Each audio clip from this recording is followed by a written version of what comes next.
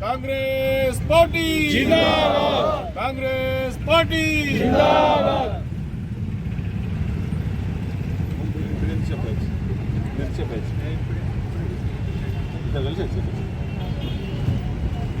Madam Congress party జిందాబాద్, చెప్పుడు same ఏజే కానీ నాకన్నా సీనియర్ వాడు.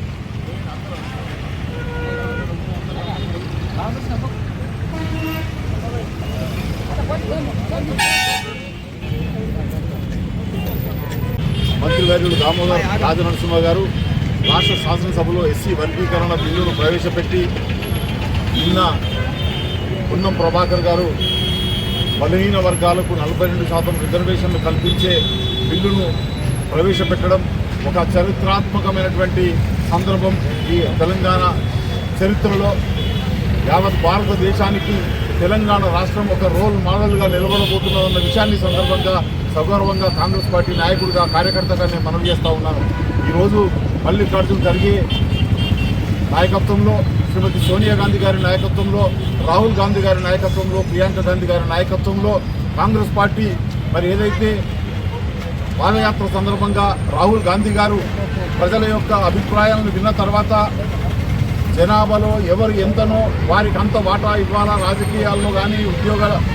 నియామకాల్లో కానీ విద్యా రిజర్వేషన్లు కానీ ఎవరు ఎంతనో వారికి అంత వాటా ఇవ్వాలన్న ఆలోచన చేసి వారు తెలంగాణ శాసనసభ ఎన్నికల కంటే ముందు కామారెడ్డి డిక్లరేషనే కావచ్చు, సేవల డిక్లరేషనే కావచ్చు, ఎస్సీ వర్గీకరణ పైన, బీసీ రిజర్వేషన్ల పైన ఏదైతే స్పష్టమైనటువంటి ప్రకటనలు చేసిండ్రో ఆ ప్రకటనలకు కట్టుబడి ఉండి ఈ రాష్ట్ర ఆనాటి పిసిసి అధ్యక్షులు, నేటి ముఖ్యమంత్రి గౌరవనీయులు రేవంత్ రెడ్డి గారి నాయకత్వంలో ఈ రాష్ట్రంలో పకడ్బందీగా మరి బీసీల జనగణన చేయించి శాస్త్రీయంగా గణన చేయించినటువంటి ఒక సాహసోపేతమైనటువంటి వ్యక్తి గౌరవనీయులు రేవంత్ రెడ్డి గారని ఈ సందర్భంగా నేను మనవి చేస్తూ ఉన్నాను.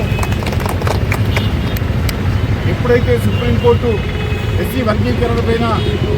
తీర్పు ఇవ్వడం జరిగిందో వెంటనే కొన్ని నిమిషాలలోనే గౌరవనీయులు